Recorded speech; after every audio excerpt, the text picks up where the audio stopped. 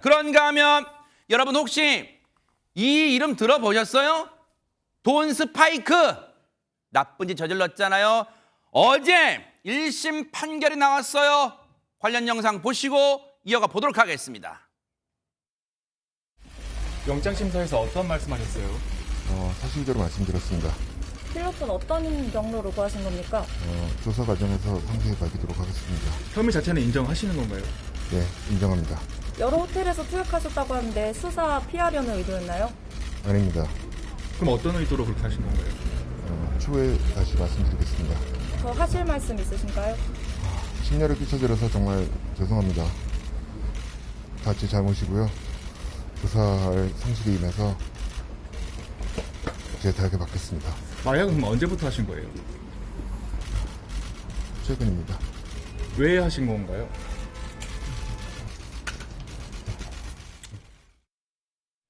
오늘 나왔네요. 1심 선고가 나왔는데 날짜가 지금 중요한 게 아니라요. 어처구니가 없어요. 박성배 변호사님.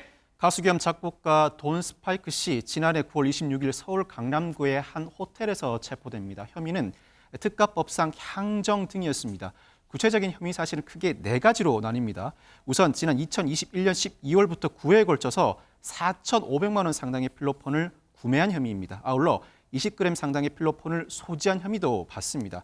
또 지난해 1월부터 9월 사이에 강남구 호텔, 태안군 리조트 등에서 여성 적객원 등과 함께 필로폰을 투약하는 등 공동 투약 5회를 포함해서 총 14차례에 걸쳐서 마약을 투약한 혐의를 받습니다. 마지막으로 7회에 걸쳐 필로폰 및 엑스터시를 교부한 혐의도 받습니다.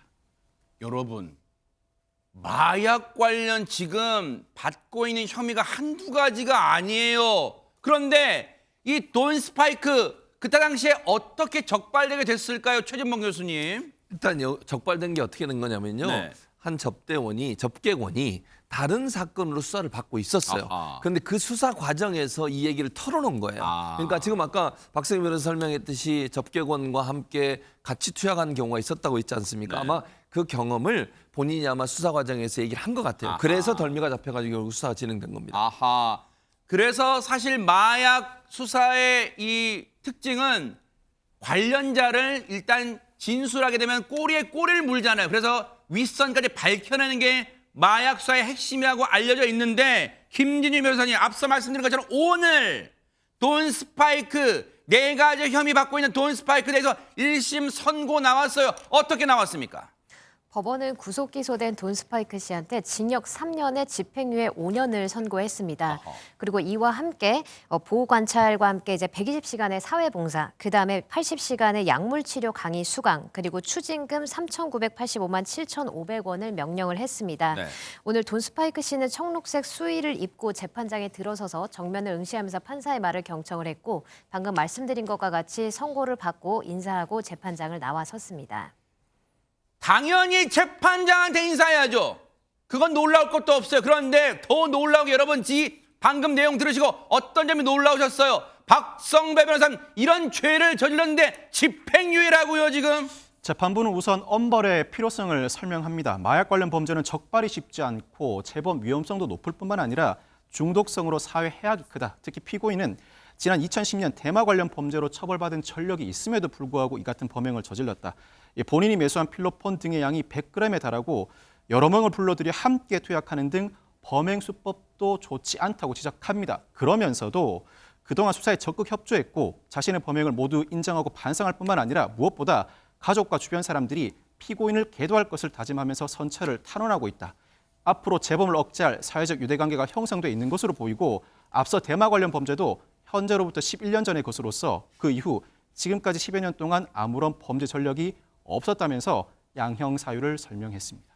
그런 가운데 돈 스파이크에 대한 어떤 내용이 알려지냐면 구금 기간 동안 손가락 끝이 뭐 어떻게 됐다 이런 얘기가 들려요. 최정아 기자님. 네, 맞습니다. 돈 스파이크의 변호인단을 통해서 이 같은 소식이 전해지게 됐는데요. 변호인단은 이런 이야기를 합니다. 네. 현재 피고인의 가족과 운영하는 사업 입장에 이 직원들 생계가 심히 염려되는 상황이다. 네. 이 마약 중독에서 벗어나기 위해 모든 걸 노력하고 있다라고 얘기를 하면서요.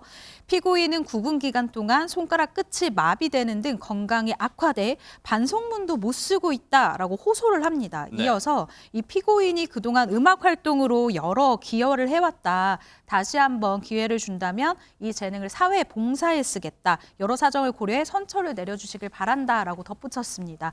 이에 돈 스파이크는요. 정말 죄송하다. 재범하지 않겠다. 잘못했다라고 선처를 구했습니다. 하재근 평론가님, 법감정, 국민정서법이라는 건 물론 법전에는 안 나오겠지만 돈 스파이크 이번엔 초범도 아니고 재범이에요. 그리고 많은 수사 전문가들이 마약은 특히 재범 가능성이 재범률이 높다는 걸로 알려져 있잖아요. 이거 솜방망이 처벌 아니에요? 그 재범이라는 부분 때문에 인터넷에 지금 누리꾼들의 반응이 부정적으로 나오고 있습니다. 어떤 식의 반응들이 나오냐면 재범에 상습 투약했는데 집행유예라니 뭐 이런 반응이 있고 1년이라도 실형을 살아야 정신 차리지 않을까? 이런 반응도 있고 네. 이러니 마약범죄가 많아진다. 사회적으로 모범을 보여야 할 연예인이 마약을 했는데 집행유예라니 이런 식의 반응들이 나오고 있습니다. 그러니까요. 그동안 방송에서 나와서 얼마나 깨끗하게 했습니까? 그런데 이걸 이렇게 4가지 혐의나 받고 있는 그래서 재범 돈 스파이크 과연 앞으로 정말로 모든 걸 청산하고 깨끗하게 살지 지켜보도록 하겠습니다. 보고 계십니까? 대박 사건. 네, 안녕하십니까? 김명준입니다. 여러분과 함께하는 뉴스파이터. 다양한 소식과 뉴스를 보고 싶으시면 화면 오른쪽을 꾹 눌러 구독해 주시길 바랍니다. TV로도 유튜브로도 여러분께 한 발 더 다가가겠습니다. MBN 뉴스와 뉴스파이터를 사랑해 주셔서 고맙습니다.